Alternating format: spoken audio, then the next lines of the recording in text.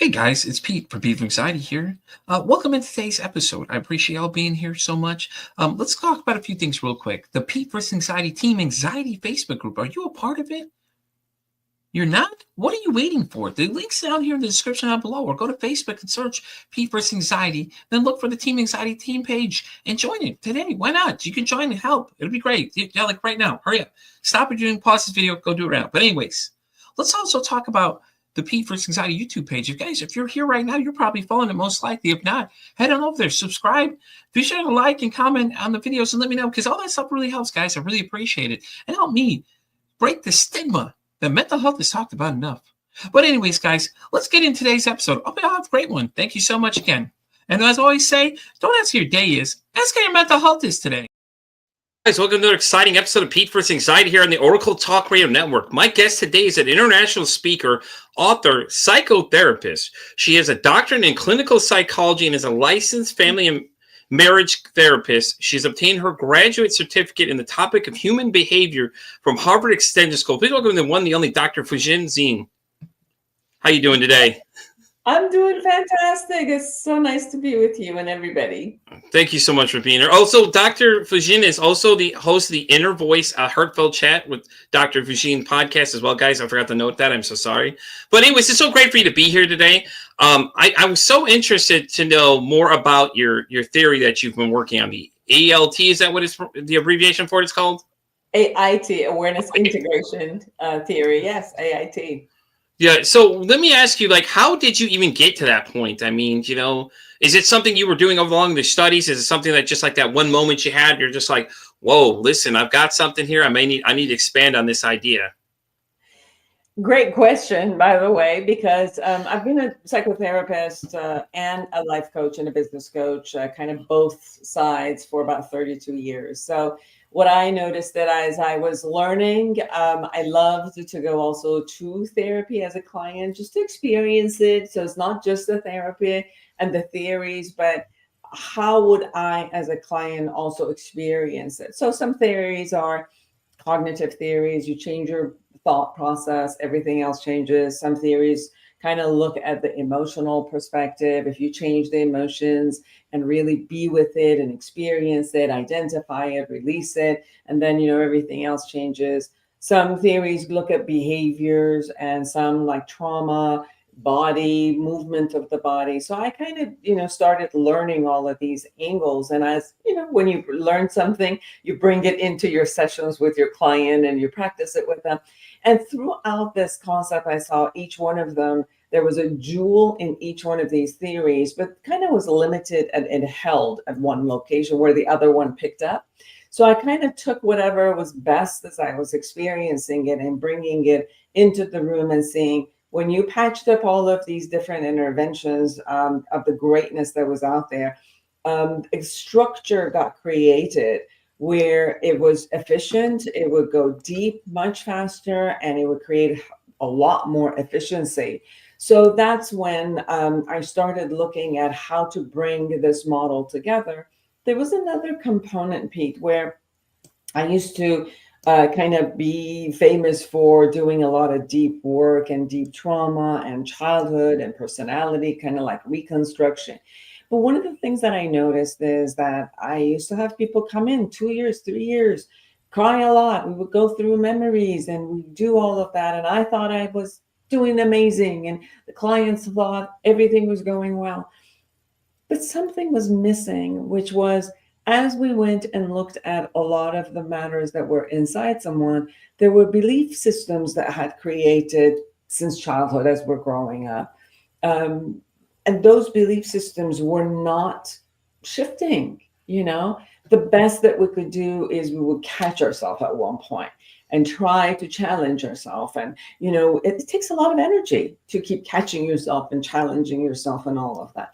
So then it was like, no. If we created these belief systems, then we must be able to dismantle them, right? So that became part of looking at how to also dismantle belief systems that just we realized weren't working for us, because we, as human beings, we learn We accumulate, we make meanings out of things, we create stories out of things, we set up a structure for ourselves and then kind of put it on automatic back there.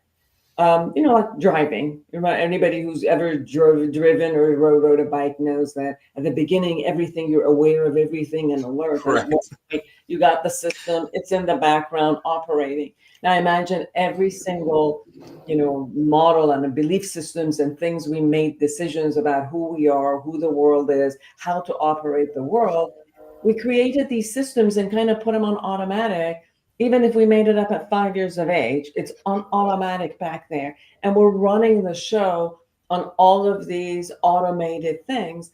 And then, we create results that we're not happy with, but we needed to go back and look at look at how we coded ourselves in a sense Right. and recode ourselves from that perspective. Yeah, that makes sense. So, I mean, reprogram your brain, because that, like, it's basically, it's like the whole idea is like, the automatic things are like, right. It's like everybody says, oh, it's like riding a bike. You never forget how to do it, or you don't forget to drive a car. And it's like, really? Is it though? I mean, sometimes you can forget these things if you're not doing them enough, and things like that. So your theory, what do you usually apply it to? Is it like anxiety? Depression? Is there just a method it goes for, or is it's something different? So far, what we've done most of the study have been on minimizing depression and anxiety and then raising self-esteem, self-efficacy, and self-confidence. And I think part of the reason we're finding these types of results are because the model starts looking at you becoming aware of yourself, right? And looking at the distinctions between how we think, how we feel, how we behave, and then kind of being responsible in my thinking, my feeling, and my behavior kind of creates an impact. It creates a result in all of my relationships. We create roles in different relationships, right, Pete? So right now you are a podcast host. In this role, you are you, but you bring a part of you in this role, right? A certain Yeah. value, certain professionalism. You might be a son to your parent, or a husband or a mate to your mate, or if you have children, a father. So you could see that you play a lot of roles. In all of these roles, we have created a structure of who we show up, how we're going to behave, what kind of thinking and belief systems we have. Remember, all of this has been designed and then put into your automatic sense. So you just come into the show and you go into this role and do all you need to do in automatic sense. So one of the things we want to do is to become aware of the automatic way of being and start looking at, if I'm creating these results, if I'm fulfilled with it, let me look at what my strengths are. Let me look at how the belief system and the emotions and the behavior are great, and that's why I'm creating the results that I like, and we're moving. And in the areas that I'm not fulfilled, in the Yeah. areas that I'm not getting the results, I also want to look at what kind of thinking, belief systems, emotions, and behavior I am conducting, that I'm co-creating with the world, kind of the result that I don't want. And since the only person that I am in control of is me, then I want to keep looking at these ideas. I can put in two cameras, one camera looking in thoughts, emotions, and body sensations, because it gives us a lot of information, one camera out my behavior and the result that it creates. And then monitoring this in every area of life or every role that I play first gives me an understanding of what's going on with me and what areas it needs to be changed, what areas it needs to be fostered more. What is it that I'm doing that is amazing and I need to keep doing it as a particular way of creating better results? Because it's proven to me that when I'm kind, it usually works much better than when I'm Right. snapping at someone, right? So you can look at these pieces and see what I can consciously do more and what I can consciously stop. And then, so this kind of awareness allows you to be in control. It allows you to be more responsible, more accountable, more alert, and empowered to be doing things, right? So we go from a victimization of mentality of I'm here and the world dumps on me, versus of constantly looking at how am I empowered to be able to co-create something with life. And then when we look at some of these belief systems that are just not working for us, and then in one of the phases, we go back to the incidents or things that have happened where I made up all this stuff, right? I made up I'm not enough. I made up the world is not safe. I made up all of these pieces because of tangible things that have happened. But because it happened, but I also made up something about it. So I'm going to look back and shift those areas that I did make up because I was vulnerable, and start looking at my strength, even from that angle of at the age that I was, at the circumstances that I was.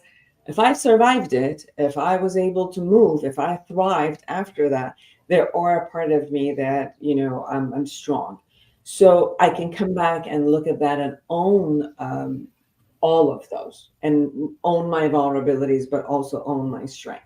So I think because we do this and we're shifting those belief systems and negativities, then you see that you're shifting the depression and you're alleviating kind of the depression. And then based on that, we create who we are with our strength, and then set up goals, envision the future, set up goals, and kind of be responsible in how I'm going to create the goals. Because what is anxiety? And your podcast is about anxiety. What is anxiety? Something that happened in the past. My brain tells me I don't want to be in pain anymore. Watch out. It's going to come back and project it into the future and say, watch out. Don't do that. Don't do that. This is going to happen. That's what anxiety is, right? So we take something of the past, project it into the future, and then scare the crap out of ourselves. So because we're clearing the past and we're watching this, and because we're intentionally creating the future and looking at what I have control and not, and what I have strength and abilities, then it minimizes the anxiety. Yeah, that's true. That makes sense. Because anxiety is just like that. I think of it as a little character from that movie Inside Out 2 I just watched the other day.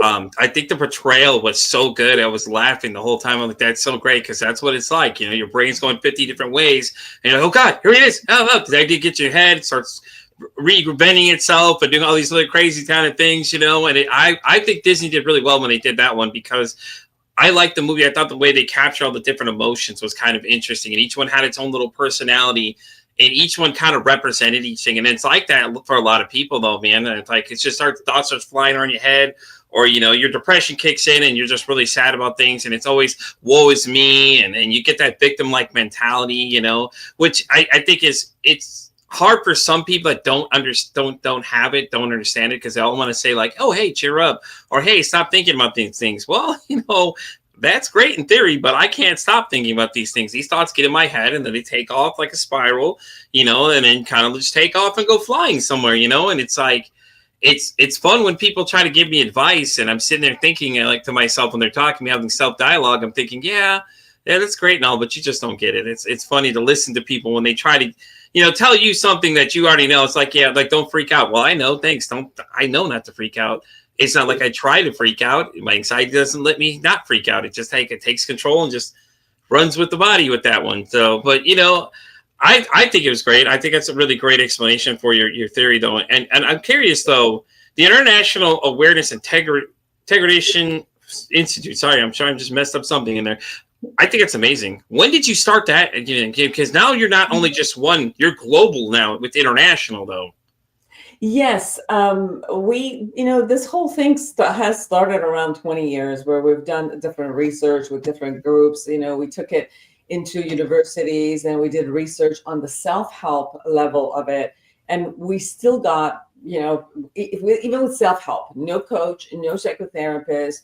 We gave this to the university students as, kind of like guided journaling. Even with that, we were minimizing depression, like 64%, anxiety, 67%. And it was interesting. We're like, okay, if that happens, then we created a Foojan app, which you could go to the app. You could go through 31 areas of your life and do the guided journaling, guided meditation through the whole process. And people who are going through the app, they're saying even when they go through one area, they're finding between 70 to 75% improvement in that area of life. And then we created an AI chatbot. into the app, so which is trained on this theory of awareness integration. So you can ask it questions in the middle as you're going through your journaling or your path, and then it will respond to you. It'll give you skills. It'll tell you, do these 10 steps, and so it really works with you, so you don't feel alone in the app as you're moving forward with it. I love that. Just to cut you off really quick, I love that idea, that high function, the AI, I can ask it questions and it can tell me things. How long did that take to develop? That had to be like tons and hours. And is it just like, it's a collection of everybody that put input into it? I could tell that much. But I think that's so cool. That way people have a resource that they have 24/7. So it's, they have some, even like 3 a.m. they're on there. Hey, let me ask the chatbot a question. It can answer my question. I find it so fascinating, the power of AI these days, because you can get so much information to people so much easier, and they can have constant access to it. Because, we live in that, we want everything now at the middle of the night, whatever. I want it now. I don't want to wait for a thing kind of mindset that we have these days, with everything else, just being our food being fast, now we want our therapy fast and we want this, and I think the app is a great way to capitalize on that, though, because at 3 a.m., if I got questions, I can get on here and talk to your chatbot, and your AI will start answering my questions for me, which I think is so cool, honestly. Thank you. Yes, it has been a tremendous, amazing tool for people who use on their own, or even for people who are in therapy to use it in between sessions where they can really use it. And even the app itself also, a lot of it, most people have heard how journaling is so helpful. Mm-hmm. But I've had a lot of clients who are like, go ahead and journal. And they're like, I don't know what to write. And the automatic thoughts are the same, always the same. You look at your journal from one night to the night to the night, and you see the same thought process, the same thing over and over and again. So part of the way that it's a guided journaling, so it asks you questions. So okay. Leads you to go deeper within yourself. It leads you in how to heal yourself. It leads you through that. And then, in the middle, it's like, okay, I got it. This is what's going on. Now, what do I do? And then you go to the chatbot Mira and say, okay, with all of this, what do I do? And it gives you more pondering questions to go become reflective, but also skills, like tells you, why don't you try this week and see what happens, and come back and let me know. So that's how it's been trained on every book that I wrote, almost 300 to 400 podcasts and conversations that I've had. All the we've had over 25, I think, peer-reviewed journals and research that we've put in. So everything that I've ever known has been gone into Mira, and she's available for all of that. So yes, thank you for acknowledging that, and it's been an amazing journey and a benefit for people who are using it. So when you're talking about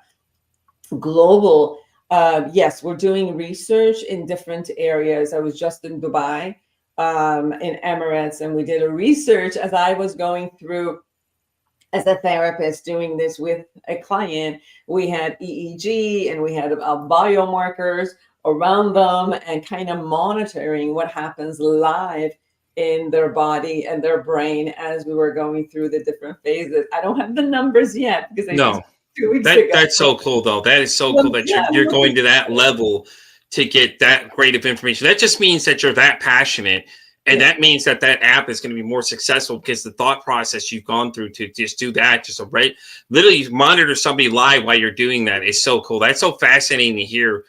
How far extent people go for the AI. And I love it, though, that you're taking the time to go to these different places to learn these things. So it's like having Dr. Foojan right there in my pocket. I could just whip you out, like, oh, look, there she is right there, which is funny to say. But at the same time, that's so cool, though, that you're dedicated to go to these different countries and learn things, because I know Western and Eastern medicine don't always see eye to eye on a lot of things for a lot of people. A lot of people think like holistic healing and all that kind of stuff is kind of like hippie-ish, but I think a lot of people are starting to slowly inch towards that because you see more and more people that are doing these things, that are doing more Eastern medicine versus Western, because I think they're realizing that their own bodies can heal a lot of stuff.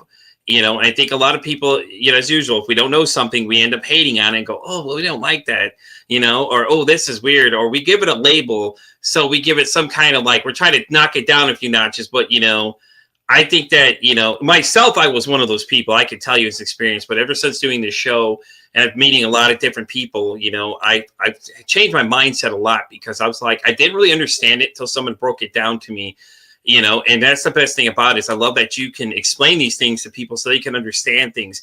And I think it's amazing, because you have a background, decorated background. Like, there's no question of that. Your background is very amazing. I mean, even human behavior is the one thing I did want to get into in a minute, to ask you about. Why did you choose that? Because I think that's a fascinating subject, honestly, because I've met a few people that have been in that area, but they're not so, it's really, they're kind of weird, really, in a sense. Like, they have no like social personality, but you have the personality, you can talk about these things, and it doesn't sound like it's really weird. Because I asked one person I had met, I asked them, I said, well, what is that about? Because I was so fascinated. And that was the one thing that they had said. I was like, what is that? I'm curious what that is. What does that mean? Do you sit there and analyze people? And she goes, yeah, I analyze people. I'm on dates and weird things. I'm like, so every social interaction, you're sitting there judging people and looking at weird mannerisms the whole time? Yeah, basically, essentially. I'm like, huh? What? It's like, you're making it sound weirder than it has to be. But that is so fascinating to me. The human behavior part. What got you interested in that alone? I mean, that had to be interesting just to see. Well, Pete, the only thing that creates some result ultimately is your behavior, because you and I can sit here and say, I can't stand that person. I hate that person. I can't pull that person. Well, I mean, your thoughts are your thoughts. And yes, every thought you have is going to have an emotional reaction and a chemical reaction in your body. And sometimes we get insight from out there, and then first we have our instinctual survival emotions coming up, and then we attach meaning to it. Sometimes we think a particular thing and then we provoke emotions in ourselves, but as long as in an internal process, it's an internal process. The moment that it actually creates an impact out there, it's in your behavior. That the behavior could be your facial expressions, but it's still a behavior. It could be the words you're using. It could be the action you're doing. Whatever it is you're doing, that's what creates your life, right? You could be sitting home and just in your thought process and emotions and rumination of all of those. But as long as you're not coming out of your home and doing things, you're not necessarily living, you're just living in your own bubble. So that's why I think the behavior is so important, because the behavior tells us what you are thinking and feeling, regardless of whether you're aware or not, right? So, for example, I don't know if you've ever experienced this. I certainly have myself. I'm shouting at somebody, my facial expression, all of that is there. And somebody says, why are you so angry? I'm like, I'm not angry. You certainly are. Just right. Your emotions say different. Your tone of voice says different. All these things play differently into that factor, and it's funny when people say that, because that's the first thing you notice is little mannerisms people do. And a lot of times, that's what you're watching for, is to see what exactly they're doing and things like that too. So you can see why behavior is so important, right? Because it's the only way we relate to each other. And, obviously we're not panda bears. We're, social beings. So our relationships are out here. Our life really is out here between us, right? It's right now. What are we doing? We're having a dialogue with each other. So that dialogue is creating this. Whomever is with us, through YouTube or audio, they're with us because of our behavior. There's some dynamic that happens between my conversation with your conversation. So the behavior is important, because if we are aware and responsible and accountable for our behavior, and nobody keeps you accountable for your thoughts and emotion unless you behaved it out, unless you acted out. So behaviors are places we're accountable, we're responsible for. The world keeps us responsible and accountable for our behaviors. So mine as well. Can we be intentional versus automatic? Mine as well. Can I have some sense of, being in control of my behavior and see what I want to create, and then intentionally create that behavior? And if I was intending and didn't show up that way, can I go back and look at how did I come across, and what was I thinking and feeling that led to this behavior? So you were monitoring all of these pieces and seeing how much, and we know by science, 90%, 95% of our being is usually on automatic. So the only way that we can become intentional is to become aware of as much as possible to be able to create an intentional, fulfilling life for ourselves. Yeah, definitely. So doctor, how about your podcast? How long have you been doing that? I know it's always interesting when you hear people do podcasts and things like that because um a lot of people don't realize how much work goes into them. First off, we both know that as hosts ourselves. We know how much it takes to do a lot of these things. Now, was this a solo project you started, or was this just something that you decided one day you're like, hey, listen, I just want to do a podcast and see where it goes? I started about 2018. I think I'm at the 403 or 4 episode right now. So every week. It started because I learn in dialogues.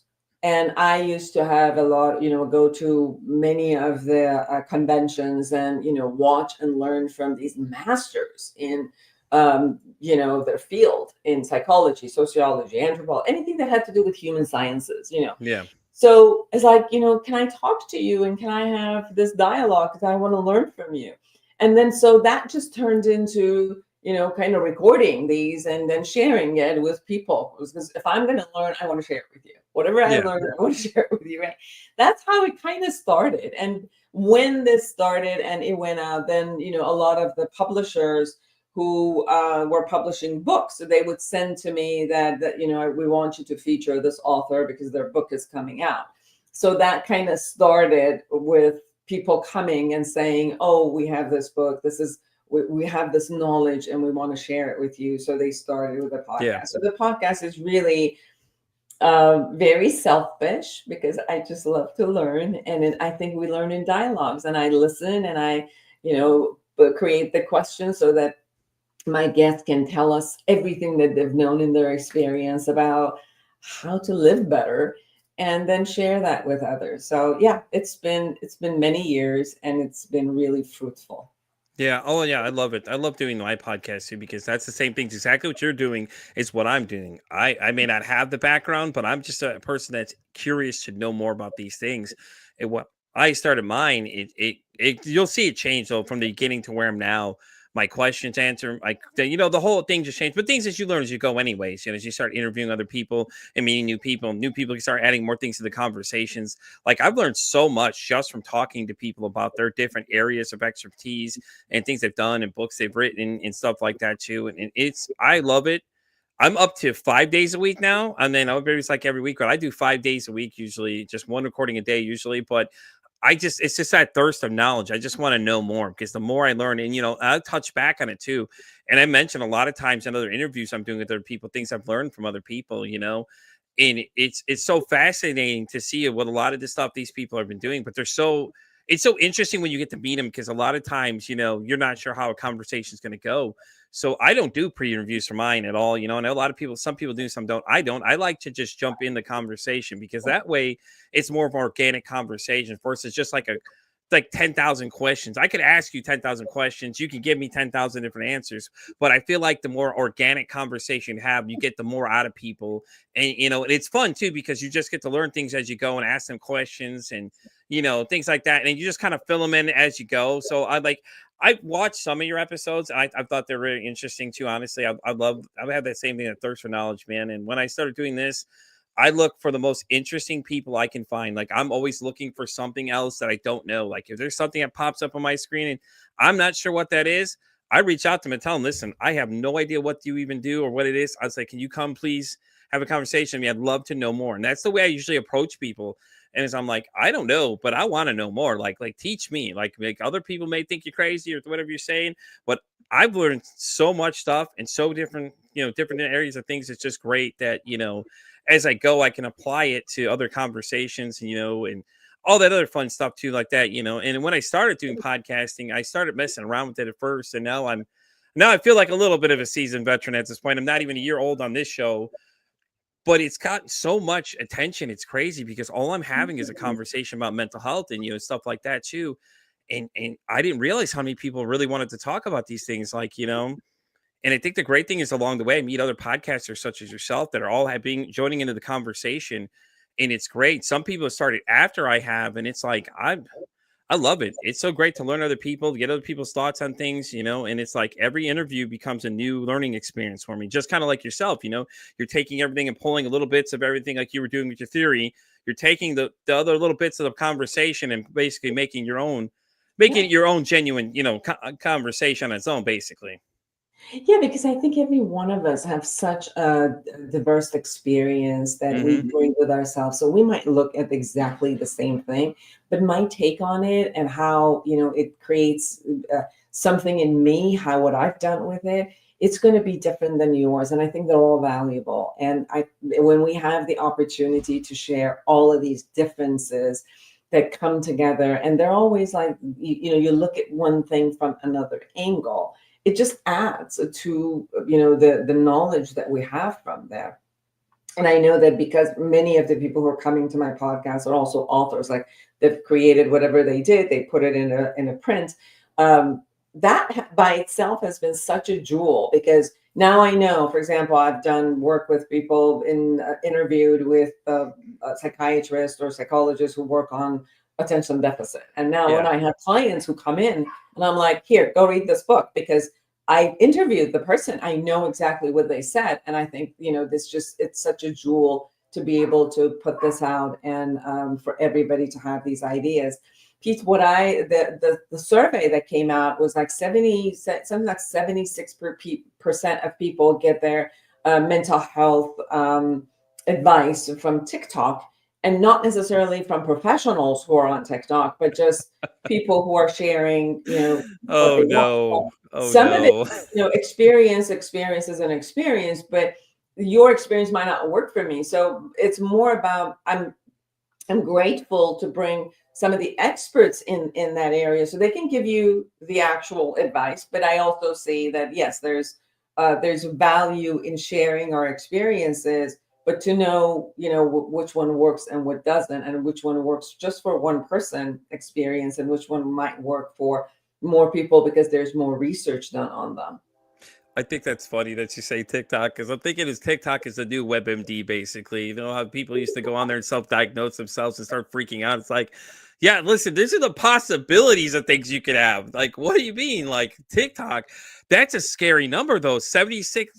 What? I'm like, that makes me laugh, because that's my wife's go-to thing for like anything. She's like, well, I was on TikTok and I saw it there. You know, mind you, she's very knowledgeable about her own subjects in her own way. You know, she knows a lot about mental health, having her own issues she deals with, things like that. But TikTok's her go-to now, man, like for everything. Like, oh, I got these recipes I found on TikTok and this and that. I'm just like, oh, you know, and it's great. But at the same time, like you just said, people are taking advice from other people, but not anybody that actually has some knowledge. So they're just hearing these statements people are making. Like, you know, experiences are great. You know, I like TikTok, and at the same time, I feel like some of the stuff they share is it cringes, you know, like recently I've seen these videos going around about men's mental health for this month. Okay. And I don't know if you've seen these yet. These women that are going around and saying that men's mental health month is a joke and things like that. And it's just like, it makes my skin crawl, because it's like, why do we have to do these things? You know, and some of these people, I think, are doing it for the attention, and then get the attention they want and don't know what to say. You know, oh, here you go. Albert's got one for you. He says, if it ain't on Google, that it ain't the truth. That's awesome. Oh, now it's ChatGPT. It hallucinates. Yeah, there you go. As I was saying, ChatGPT is now the new one, isn't it? Now they're like, yesterday I was, you know, sometimes I play with ChatGPT, and it's like, okay, give me 5 research from Foojan Zeine in this year's about, you know, awareness integration, and put it in APA style. So it does. It actually gives me 5, puts it all of that. It puts like the journals and name, everything in there. None of it is true. And the reason I know is because it's about me. I know what I've published. And It's funny. It's hilarious how it hallucinates, you know. So so what we've done with our chatbot is, because ChatGPT and some of them like that is an open AI. So it'll just take anything from anywhere without necessarily checking it out and, you know, giving it to you. So it's not necessarily accurate. Then you have rule-based AI, which is, if they said yes to this, then do this, then you do this. So it's a boxed rules, and based on those rules, you're going, right? So what we created with Mira in the Foojan app was we blended the two, the hybrid, which we gave it a lot of information. So it learns, it generates from the information we gave it and the information that the user gives. But we also blocked where it was not safe. Oh, okay. So if, you know what I'm saying? Like if someone asks, like with ChatGPT at one point, somebody was playing with it and asked, like, I need to kill myself, and these are all the reasons. And at one point, it was giving them ways to do it. Oh no. Yeah, because it's not, it's not conscious necessarily. It's just working with you. So what we try to do is to box the safety of it, so people are as they're working, it knows how to keep you safe. Yeah. But then it gives you all the information that is accurate from a theory, and it's not just picking it up and hallucinating. But that's the whole point. I want you to know that many of my own clients, in between sessions, they will come to me and they're like, oh, by the way, at 3:00 in the morning, I was working with ChatGPT, and I was asking these questions, and I'm like, no. You're in the middle of drinking coffee or something, choking, like, wait, what was that? ChatGPT? What? No. Like, no, if you must do that, please go to Foojan app and go to the Mira, because that is more accurate than the hallucinatory concept of that what shows up. So what I want people to know, be careful. Right. Just be careful, because you matter. Your mental health matters. Yeah, definitely. And what you want to do is to get the accurate information so that you could use these accurate information, knowledge based, to your advantage, and not create more drama and trauma in your life and in your relationships, because you're seekers. You want to feel better, and you deserve to have the right information be given to you. Yeah, I agree. Like, I mean, obviously everybody has an opinion, but is their opinion correct? Probably not. And, stop using ChatGPT. Stop using that. Like, it's not your therapist. I keep seeing that all the time. I'm like, yeah, I don't think so. It's not an actual person you're talking to. So what it's giving you the answers. And then, like you said, oh, how do I commit suicide? Here it goes, a list. It's like, God, no, please don't do that. Like, whatever you do, please don't do that. You matter in this world. I know a lot of people, when it comes to that, suicidal ideation is a very tough subject for a lot of people. I myself have had people reach out to me on TikTok telling me, oh, I'm about to kill myself. And I'm just like, oh God, here we go. And people always like, oh, go talk to Pete if you need some. Pete, I'm like, listen, Pete doesn't know anything but what Pete knows. Okay. Pete knows this much. If this conversation gets too far, it's going to be, hey, listen, 988 is a great resource for you to go to. I can't help you. I can listen to you, but you sure as hell need to go talk to somebody who can help you with this, because I am not trained in these situations. These people are.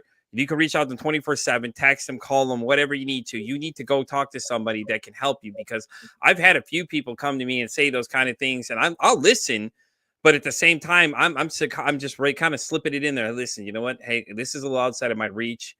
I will listen to anything you have to say, but I think that you're getting to that point where you need somebody professionally. And I think one young lady, she actually finally took herself to the hospital and got some help. And I was just like, thank God, because like I'm not an expert. Let me tell you all that right now. I am not an expert. I don't claim to be an expert.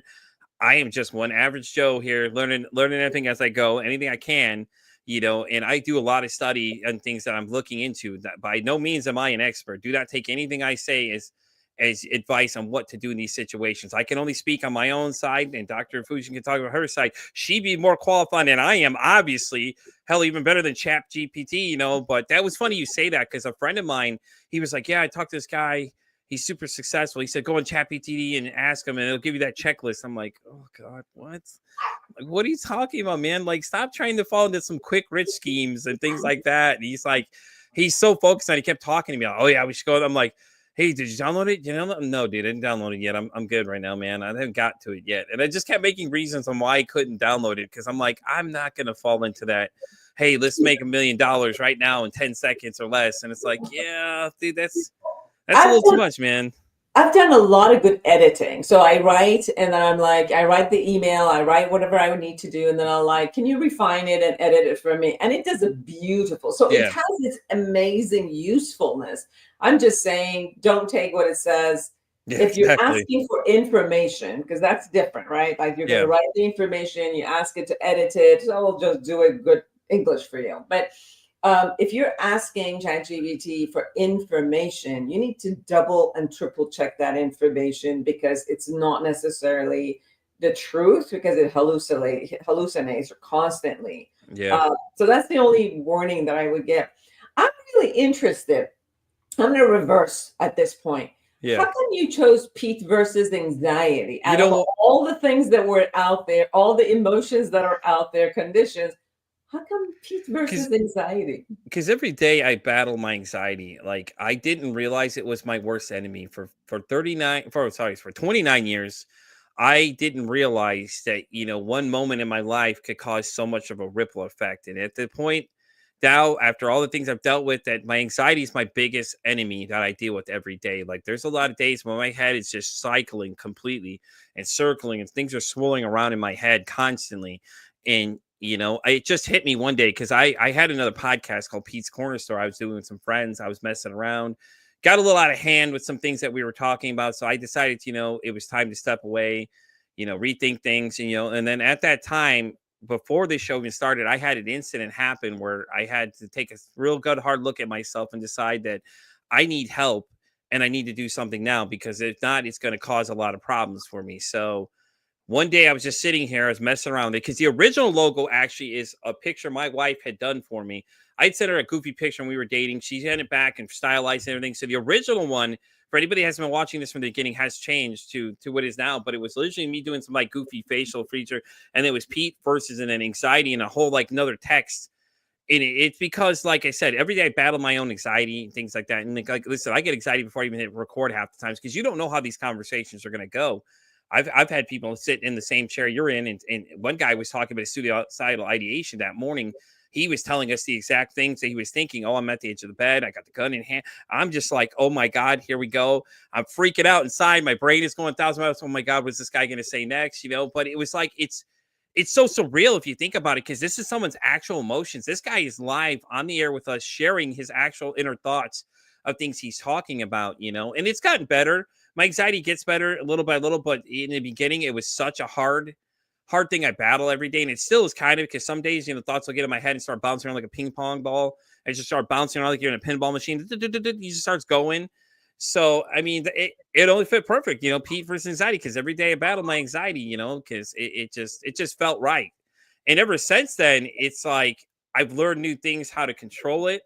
I've learned different ways how to handle it, but there's times where I lose control of it. I mean, don't get me wrong. I get super stressed about something, and everything else starts piling on top of each other. And then it's a battle to keep it from coming out. And it's come out a couple of times, where I've had people try and give me advice and tell me, oh, calm down and all these other things. I'm like, yeah, but you don't get it. That's the problem. Like I can tell instantly you don't get it. So like, very few people understand the thoughts that go on in my head. And I don't share as much about it, but I do little by little though. I've been getting better about sharing my own personal story and things like that. So it feels like so much better, but it just felt right, because anxiety I battle every day, and it's my biggest enemy most days, because your brain will start going 20,000 ways. You'll start inventing these new things. And if you don't know how to distort reality from what's actually going on, it could get pretty bad real quick. Absolutely, you're very accurate, and I think part of creating the awareness in the grid, and we'll say the first word is awareness, is like looking at what you just said. Is this reality, and how can I check reality out there? With like people and things that are happening, or versus am I in my own, automatic thought process? We have about 60,000 automatic thoughts that show up every day. Some of it we ignore. They come and go. I think I have like double that amount, maybe 120,000 myself. So your anxiety is on steroids. So what happens is, like, some of it we just kind of ignore. Yeah. Some of the thought processes we foster, like we create more and more of it. We find ourselves in this funnel of moving forward. And it's interesting to then become aware of, how do I, intensify some of the thought processes, and how come I intensify these thought processes, and versus the other 60,000 ones that they show up, and I'm like, there's not significant. And we could find the root cause of how come I started thinking this way. how come I give significance to this matter versus another matter? And that's how then we go back and look at, when did I make this so significant? What happened in my life that this Yeah. became so important to me then, and then other ones aren't? And then when we kind of like figure out the puzzle, and it's like, okay, oh, something happened and this is what I made it to be. And, is it true? And then you do the reality check. Is it true? It's not. Yeah. And then, kind of like be able to dismantle it. And I think that possibly the way that we have created our automatic thought processes is what we do all day. And we're so much in that automated space that we're not noticing, but that's running our life. And it's as if sometimes I think I'm not in control of it. Yes, when that shows up, when the triggers show up, when it pours about 90 chemicals in my body and my body's going, and my heart palpitation is going and I'm getting foggy and I feel 91 is right here, by the way, doctor. 91 is right here. Caffeine. Let me tell you, like I have caffeine. I have to be very careful how much caffeine I have, because that will take off and just go woo with it. It's So a constant battle though. When it hits our body, obviously we have to have a mechanism to release it from our body and change the chemicals in our body by exercising, deep breathing, and moving and doing all of that. But then it's also, I got to really become aware of how I spiral these thought processes, because I can keep releasing it from my body, but the spiral will reproduce it. Yeah. So that's why it's so important to start looking at what formula am I subscribing to that I keep spiraling the same issues where my body is reacting to it. A lot of times I can tell when it starts to pick up, because my heart will start racing a little bit. And it's only certain things that trigger certain things. Like, I was with somebody for 15 years. I was a narcissist. And a lot of times that's what plays into it a lot too. Is a lot of these flashbacks in my head. Like, I don't fully flashback to the moment, but I have that sense of feeling that washes over me. And I'm just like, that's when I know it starts like going. And it's like, and then these thoughts are going and it just starts racing. And the great thing about my wife though, is that she knew how to identify a lot of these things early on. Like, she could tell, like, I was just not okay mentally with certain things, like, and it happens time to time again, but I've had no reason not to trust them, and like, trust was a big one I lost with people. And I think that's what my biggest enemy though is with my anxiety. So like, when I think, like, I start inventing ideas that something's going on, and it had to do a lot with text messages too. Like, I know this sounds funny to a lot of people, but like, when you send a text message to somebody, I had to train my brain to think, to understand that, listen, hey, when we're sending this message, Pete, it ain't coming back right away. Unless this person's physically looking at that phone, is ready to answer, they may not respond, which my wife does from time to time. She won't respond. She usually passed out because I work all night. So I'm up most nights. So like, I'm texting random times in the night to people, but I have to accept the fact that once that message goes out, it may not come straight back. So if I need an immediate answer, I need to call this person on the phone versus send a text message, start panicking if they don't respond within an hour. Because it was that bad at one point.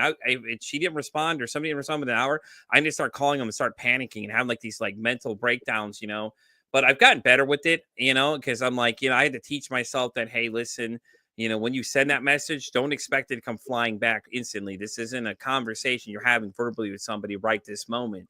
So expect that it'll take them a minute to respond back to you.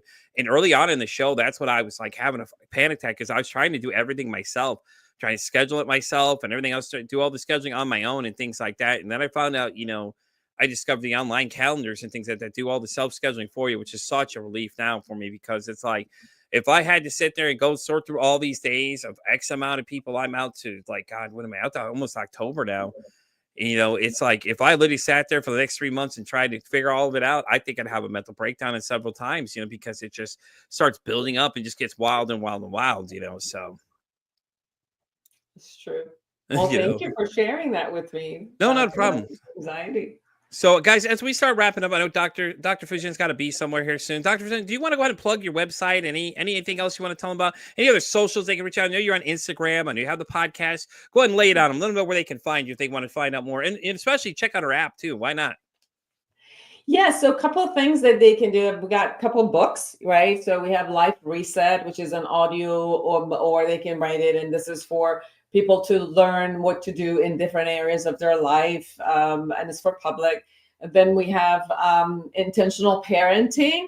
If for anybody who's a parent or a grandparent or a teacher that works with children, we took awareness integration and put it in this book, and it's like infants, toddler, school age. So you could go to exactly the age that is matters, and we'll tell you all the developmental stages for that age, what's appropriate, what might not be, how, working from the awareness integration, you could do the parenting. So really helpful.